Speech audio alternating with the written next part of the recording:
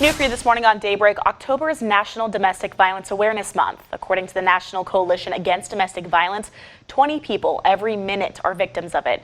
KIMT News 3's Alex Dieter joins us live now with what a mental health official is sharing on how victims are also being impacted by the pandemic. Alex? Brooke, Tyler, I spoke with Empower CTC's licensed professional counselor, and he told me that in Olmsted County there are over 300 pending domestic violence cases, and a global pandemic did not make it any easier for victims to seek help. The National Coalition Against Domestic Violence reported that 1 in 3 women and 1 in 4 men experience intimate partner violence. They also reported that in Minnesota, over 33% of women and 25% of men experience it.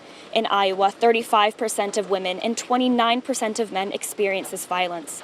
Acts of this violence not only affect the perpetrator and the victim, it impacts their families, neighborhoods, and communities. The pandemic caused the world to shut down, keeping us all at home.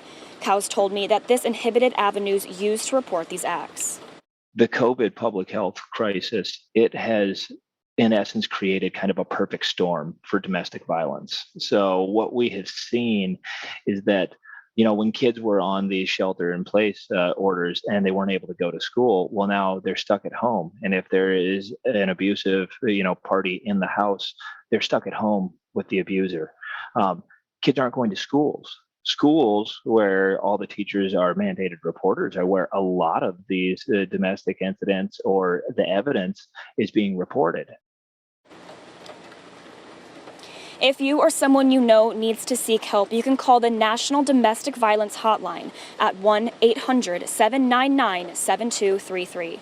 Live in Rochester, Alex Dieter, KIMT News 3. Thanks, Alex. We have that number for you on our website as well.